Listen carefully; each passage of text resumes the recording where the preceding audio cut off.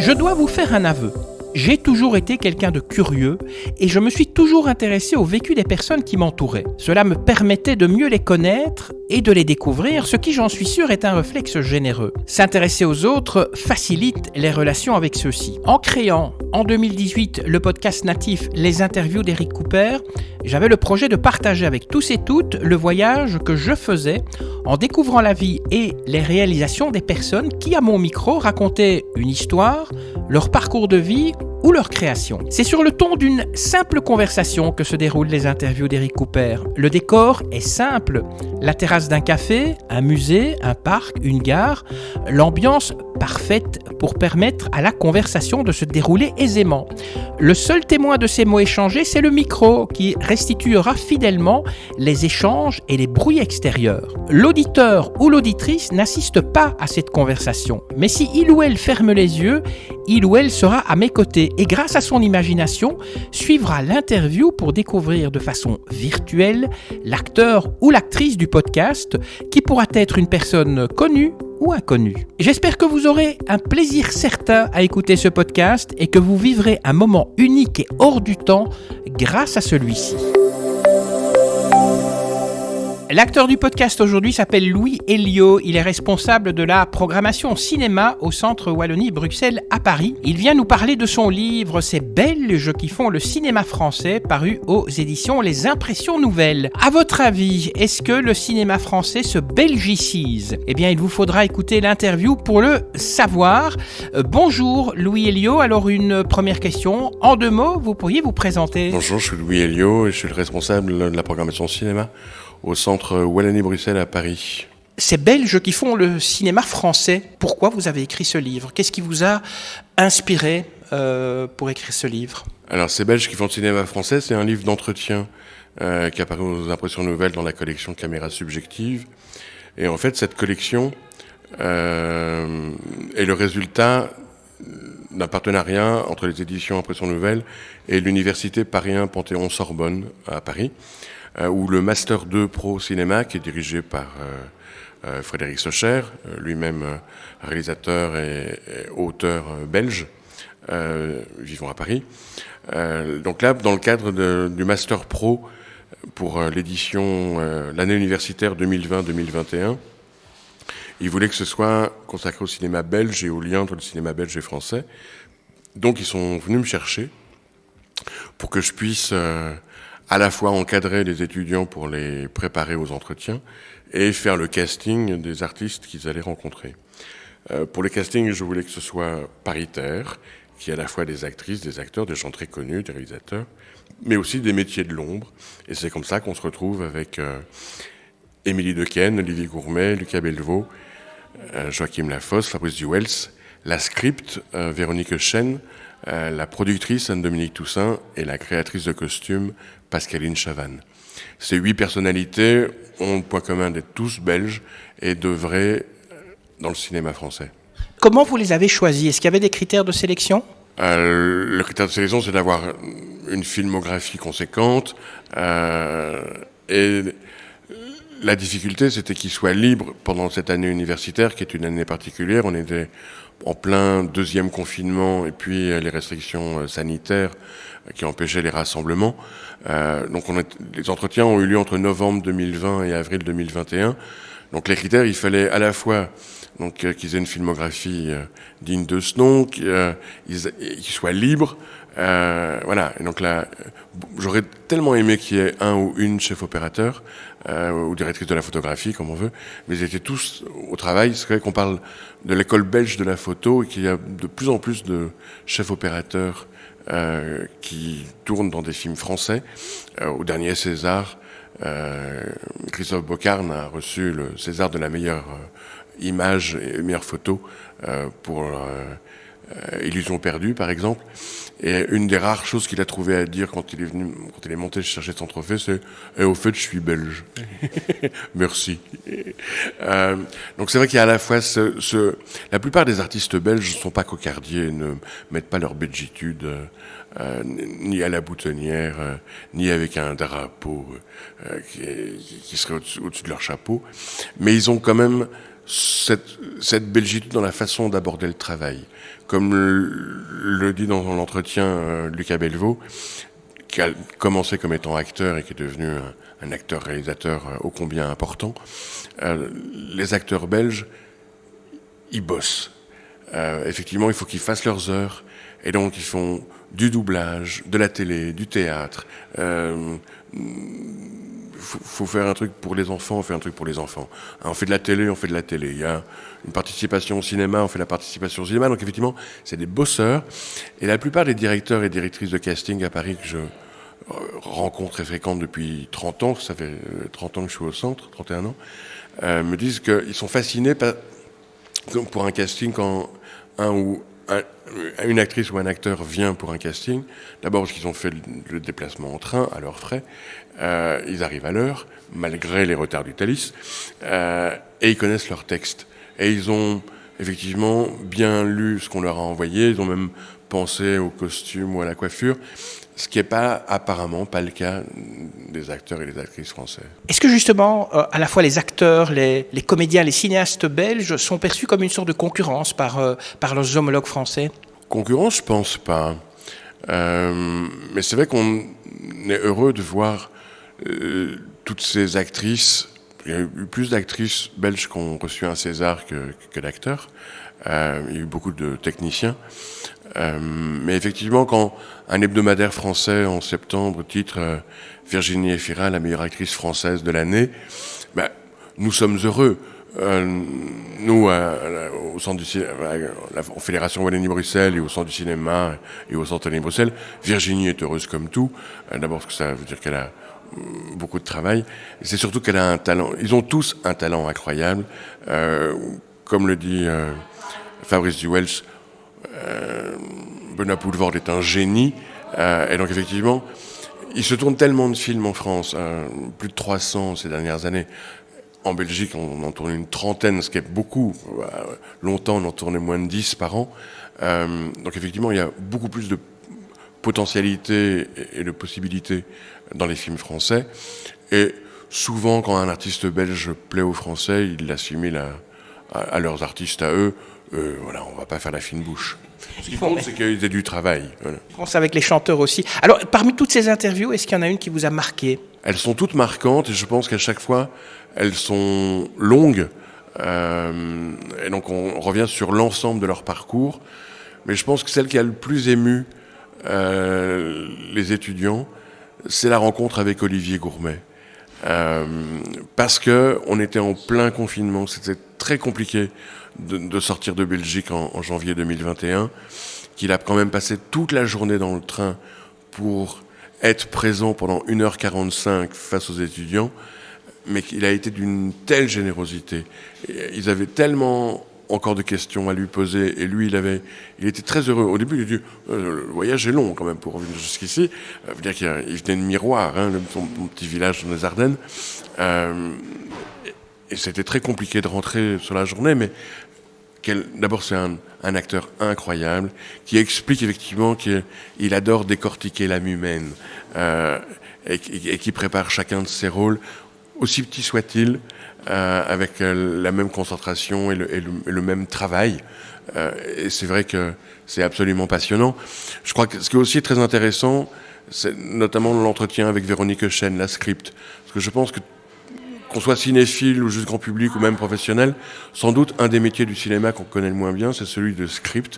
Et elle aime tellement son métier, elle enseigne à l'INSAS le métier de script, et elle travaille beaucoup sur des longs métrages ou des séries françaises. On comprend là, à travers l'entretien, en quoi consiste son métier, quel rôle important a une script à la fois sur un plateau et dans la fabrication d'un film. Et puis, Pascaline Chavannes, la créatrice de costumes, beaucoup disaient, mais, ah ouais, elle est belge, Pascaline Chavannes. Oui, elle est liégeoise et quand elle veut, elle sait prendre son 12 accents liégeois. Mais effectivement, très vite, elle a eu la chance d'être engagée par François Ozon sur son deuxième long métrage, Les Amants criminels. Et depuis, elle les a tous faits. Elle a travaillé sur plus de 71 films. Et elle explique effectivement à la fois la conception des costumes, les couleurs, les textures, parfois comme un moment très drôle et passionnant où elle explique comment elle a habillé 300 figurants avec 50 costumes seulement. Je vous laisse découvrir l'astuce.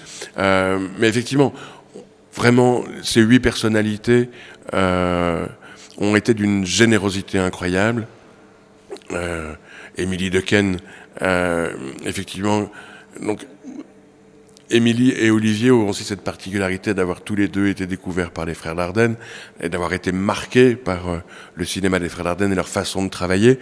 Faut pas oublier que ce sont des grands découvreurs d'artistes. À la promesse, ils avaient découvert, ils ont révélé Olivier Gourmet et Jérémy Régnier, et puis ils en ont découvert plein d'autres jusqu'à Tori et Lokita, que vous pouvez voir actuellement en salle encore, qui est magnifique. Mais c'est vrai que quand Émilie Dequesne tourne Rosetta, elle a 17 ans, et donc du coup, ce film va profondément la marquer, et elle explique que pour les films suivants, elle pensait que ce serait comme avec les Dardennes. Sauf que ce qu'elle a vécu avec les Dardennes, elle ne l'a jamais revécu avec personne d'autre sur aucun autre tournage. Mais en même temps, elle leur est à la fois reconnaissante et liée à jamais, parce que c'est papas de cinéma. Alors, est-ce qu'en dehors de la langue, il y a des liens entre le cinéma belge et le cinéma français ? Oui, évidemment, il y a des liens de production, mais depuis toujours. Je ne vais pas remonter au début du cinéma, mais même quand André Delvaux faisait les films, c'était des coproductions, ce qui obligeait à ce qu'il engage des acteurs français dans les premiers rôles. Là, depuis que le Tax Shelter s'est développé, il y a énormément de coproductions. Donc oui, il y a des liens absolument très forts et très étroits entre les deux cinémas. Maintenant, quand on pose la question à un acteur, est-ce qu'il est choisi parce que c'est une coproduction, Olivier Gourmet dit, en tout cas, si c'est la raison, il vaut mieux qu'on ne me le dise pas, parce que dans ce cas-là, je dirais non. Effectivement, tous ces artistes, ô combien talentueux, travaillent dans le cinéma français, parce que le cinéma français fait appel à eux. C'est pas eux qui cherchent à aller vers le cinéma français. Est-ce que vous pensez que le cinéma belge souffre encore aujourd'hui d'une sorte d'infériorité face au cinéma français ? Non, il n'a pas à souffrir, il n'a pas à rougir. Quand on voit la qualité des films qui sont faits, depuis quelques années, grâce au Centre du cinéma, aux aides régionales, ou à l'image, Screen Bruxelles, et le Tax Shelter, il y a maintenant même des films qui peuvent se faire 100% en Belgique. C'était le cas de Une vie démente, d'Anne Siro et Raphaël Balboni. C'était le cas de Un monde, de Laura Vandel, qui était une coproduction Flandre-Wallonie. Non, le cinéma belge n'a absolument pas à rougir. Et puis, quand même, souvenez-vous qu'au dernier festival de Cannes, il y avait 3 films belges en compétition. Les 3 ont été primés. Donc ça veut dire plus que les États-Unis d'Amérique, plus que l'Italie et que l'Allemagne. Donc non, franchement, on n'a pas à rougir. Et puis, je rappelle que la Belgique est représentée par Close de Lucas Dont aux Oscars, qui est un film belge, certes coproduit avec la France et les Pays-Bas, mais où on parle français et néerlandais, et c'est un film absolument incroyable. Si vous êtes un acteur, un réalisateur, un cinéaste belge, est-ce qu'on doit encore partir en France pour se faire connaître et ensuite se faire reconnaître en Belgique ? Sans doute. C'est pas indispensable, mais c'est vrai que les agents artistiques sont en France et que les acteurs et les actrices sont représentés par des agents, c'est le système qui marche comme ça. Il y a quelques exceptions dans le cinéma français où ils se représentent eux-mêmes. Mais alors, comment les contacter ? Parce qu'on ne trouve pas leur numéro de téléphone dans le bottin. C'est compliqué. Donc oui, pour avoir un agent, ça se passe toujours à Paris. Maintenant, beaucoup d'acteurs continuent à vivre en Belgique tout en travaillant à Paris ou ailleurs. Tous ces Belges, donc acteurs, réalisateurs, cinéastes qui partent en France, est-ce que lorsqu'ils reviennent, ils ont un impact sur le cinéma belge ? Est-ce qu'ils l'influencent, ce cinéma belge ? Pardon de prendre du temps avant de vous répondre. Je ne sais pas s'il l'influence, mais en tout cas, il y a une... Quand Lucas Belvaux quitte Namur à 17 ans en autostop pour rejoindre Paris, parce qu'il a envie d'être acteur et qu'à l'époque, on est début des années 80, il se tourne 6 films en Belgique, et donc effectivement, il s'en tourne déjà près de 200 en France, donc il se dit que c'est à Paris que ça se passe. Donc il vient à Paris. Et depuis, il vit à Paris, il est parfaitement intégré au cinéma français. Mais il n'oublie pas qu'il est belge, il a toujours gardé son passeport belge. Il a tourné quelques films dont l'action se passait en Belgique, où il a tourné des faits divers liés à la Belgique, je pense à l'enlèvement du baron Empin notamment. Je donne un autre exemple. La productrice Anne-Dominique Toussaint, qui est la sœur de l'écrivain Jean-Philippe Toussaint, elle a commencé à produire et à monter sa société de production justement quand Jean-Philippe Toussaint a eu envie de tourner son premier film. Et donc, comme elle est belge et qu'ils ont grandi à Paris, elle a ouvert une société à Bruxelles, les films de l'Étang, et une à Paris, les films des Tournelles. Et depuis, elle a continué à produire avec ces deux sociétés. Et maintenant, ça fait 20 ans que c'est essentiellement avec la société parisienne et moins avec la société belge. Mais elle va elle va présider la commission de sélection du Centre du cinéma à Paris à partir du mois de janvier.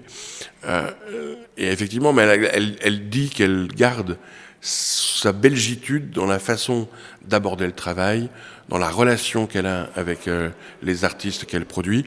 Elle fait beaucoup de premiers films.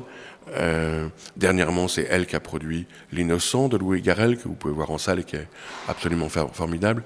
Donc oui, il y a une différence dans la façon de percevoir le monde, la société, les rapports humains. Voilà. Il y a moins d'hierarchisation, il y a moins de... il y a moins de dédain du côté belge que parfois du côté français, mais il ne faut pas faire de généralités non plus, mais c'est vrai que les producteurs belges sont tous plus accessibles que les producteurs français. C'est vrai que pour réussir à joindre un producteur français, il vaut mieux avoir quelqu'un qui vous sert de porte d'entrée. Que pour les producteurs belges, vous pouvez leur envoyer des messages, leur envoyer les scénarios, ils vont les lire, ils vont vous contacter. Quelqu'un me disait qu'il avait ouvert le bottin et vu Jaco van Dormael téléphoner, c'était Jaco van Dormael qui répondait. Bah oui. La grande différence là, c'est que quand les jeunes Français rentrent à l'école de cinéma à la Fémis, ils se mettent déjà sur liste rouge, ce qui fait qu'on ne trouve plus leur numéro de téléphone. Avec tous ces Belges qui travaillent dans le cinéma français, est-ce qu'on peut dire que ce cinéma français se belgicise un petit peu ? Non, mais grâce à tous ces acteurs et ces actrices, effectivement, ils s'améliorent, ils se redynamisent et se revigorent. Ils ne se belgicisent pas. Même si, effectivement, c'est toujours un bonheur de voir Benoît Poelvoorde, François Damiens et toutes les actrices et autres acteurs, Jonathan Zakaï et d'autres dans les films, voilà, qui apportent cette légèreté, ce peps. Mais non, je crois qu'ils restent parfaitement eux-mêmes. La grande différence qu'il y a entre les deux cinémas, c'est effectivement dans les cérémonies. Les acteurs, les actrices et les acteurs belges peuvent recevoir un César du cinéma français. En revanche, un Français ne peut recevoir qu'un César d'honneur. Donc c'est pas demain que Catherine Deneuve sera la meilleure actrice belge avec un Magritte. Elle aura peut-être un Magritte d'honneur. C'est la seule différence qu'il y a vraiment entre les deux pays en cinéma. On va quitter un peu le cinéma pour parler de la TV. Et c'est vrai qu'on constate qu'il y a un succès des séries belges comme Unité 42, La Trêve, Des gens bien. Est-ce qu'on peut dire que ces séries TV influencent aussi le cinéma belge ? Certainement, mais ces séries sont aussi écrites et réalisées par de jeunes cinéastes qui ont souvent fait leurs preuves en court-métrage ou parfois en long-métrage. Et effectivement, on peut se réjouir qu'enfin la RTBF est mis en place avec le Centre du cinéma et toutes les instances qui les accompagnent, des séries belges francophones de qualité qui s'exportent. Je voudrais vous demander quel est votre film belge préféré de tous les temps ? Ça, c'est une question impossible. Une question impossible parce que j'aime autant le cinéma muet que le cinéma ancien que le cinéma contemporain. Et j'accompagne depuis 30 ans tous les producteurs et tous les réalisateurs. Donc non, hors de question que je me fâche avec aucun. Alors, oui, si, je pourrais vous dire que mon préféré, c'est sans doute le premier long-métrage belge de l'histoire du cinéma, qu'on doit à un Français, Alfred Machin, travaillé pour Pathé, et quand il fait Maudite soit la guerre, qui sort en 1914, qui est un film en couleur, coloré au pochoir, absolument magnifique. La copie a été restaurée par la Cinémathèque royale de Belgique il y a peu de temps. Et franchement, quand il est programmé, courez-y, parce que c'est absolument fabuleux. Je suppose que si je vous pose la question quel est votre film français préféré, vous allez me répondre la même chose. Alors, non, je vais vous répondre. Dans le cinéma français d'avant-guerre, avant la Deuxième Guerre mondiale, pardon, il y a un des plus grands cinéastes français et belge. C'est Jacques Feder. Jacques Frédéric, qui avait quitté XL, la rue Feder. C'est comme ça qu'il a pris son pseudonyme et qu'il a changé l'écriture, F-E-Y-D-E-R. Et quand il fait La Kermesse héroïque en 1935 avec son épouse Françoise Roset, et puis un casting impressionnant de tout le cinéma français, l'action se passe en Belgique, en Flandre, au XVIIe siècle. C'est un film absolument fabuleux. Votre livre, donc, c'est ces Belges qui font le cinéma français. Vous pourriez écrire l'inverse, ces Français qui font le cinéma belge. C'est peut-être votre prochain livre, dans le fond. Non, ce ne sera pas mon prochain livre, mais c'est effectivement une idée qui nous plaisait bien avec le Forum des Images. On avait envie de faire le match retour. J'avoue que dès qu'il y a eu l'annonce de la parution du livre, j'ai eu le bonheur de recevoir un message du patron du cinéma luxembourgeois, Guy Daligden, qui m'a dit à quand ces luxembourgeois qui font le cinéma belge. J'ai dit quand tu veux, mais effectivement je pense pas que ça intéresse les impressions nouvelles. Non, mais effectivement, là pour l'instant, c'est Belges qui font le cinéma français. Je trouve qu'effectivement c'est 8 entretiens, donc effectivement tous les artistes sont pas repris dans le livre, on l'a dit, il y en a que 8, mais ces 8 artistes forment déjà un bel ensemble qui montre la diversité des talents belges qui s'illustrent dans le cinéma français. Et je pense que ces 8 parcours artistiques absolument remarquables devraient inspirer aussi toute la jeune génération. Et je sais que le livre est accessible à la fois à ceux qui adorent le cinéma, comme c'est au grand public qui n'y connaît pas forcément grand-chose, et à tous ceux qui veulent savoir un peu comment ça se passe. Alors, je vous déçois peut-être, il n'y a pas d'anecdote croustillante, c'est pas l'objet, mais effectivement, il y a des parcours fabuleux, et je commence à avoir des retours de lectrices et de lecteurs qui sont parfaitement encourageants, qui disent mais ça nous donne envie d'aller voir les films au cinéma, et donc tant mieux, allez-y. Je vous rappelle que les salles sont ouvertes et chauffées, et qu'il y a plein de bons films à aller voir dans toutes les salles, soit des multiplex ou les salles d'arrêt-essai. Donc oui, non, c'est assez plaisant. Et puis c'est vrai qu'après la lecture de votre livre, on ne regardera pas les films avec le même œil. Vous allez retourner sur Paris. Quels sont vos projets ? C'est quoi les projets sur lesquels vous travaillez ? Ce sera la dernière question. Mais actuellement, au centre-ligne Bruxelles, on est fermé pour travaux, donc on est en décentralisation. La semaine prochaine, je serai à Albi, au festival Les Œillades, la 26e édition du Festival du film francophone, qui met Jérémy Régnier en invité d'honneur. Il y aura le nouveau film de François Pirot en compétition, Ailleurs si j'y suis, et 2 avant-premières. Habib, La Grande Aventure, le nouveau film de Benoît Mariage, et Dalva d'Emmanuel Nico, 3 films donc du coup que vous découvrirez au premier trimestre prochain. Et la semaine suivante, je serai à Aix-en-Provence, au 40e festival Tous Court, leur festival de court-métrage, qui m'a donné carte blanche, puisque nous, c'était la 30e édition du festival Le Courant-Dillon, qui est le festival annuel, la compétition annuelle de courts-métrages belges et franco-belges qu'on présente à Paris, et qui m'a demandé une carte blanche avec des courts-métrages belges à l'humour décalé. Donc voilà, nous sommes actuellement en décentralisation, et je préparerai la 31e édition du Courant-Dillon qu'on présentera au mois de juin 2023. Ça y est, c'est fini. Merci à vous, Louis Elio, d'avoir répondu à mes questions. Je rappelle donc le titre de votre ouvrage, Ces Belges qui font le cinéma français, paru aux éditions Les Impressions Nouvelles. Avant que vous nous quittiez, vous les auditeurs, eh bien, vous avez une mission. Vous pouvez, si vous avez aimé ce podcast, le liker et aussi le partager sur vos réseaux sociaux. Abonnez-vous aussi, c'est un petit conseil que je vous donne, de façon à être informé avant tout le monde de la publication du prochain podcast, et il n'est pas interdit de laisser un petit commentaire. Merci de nous avoir écoutés, je vous dis à bientôt, et puis que la force soit avec vous et avec tous les autres.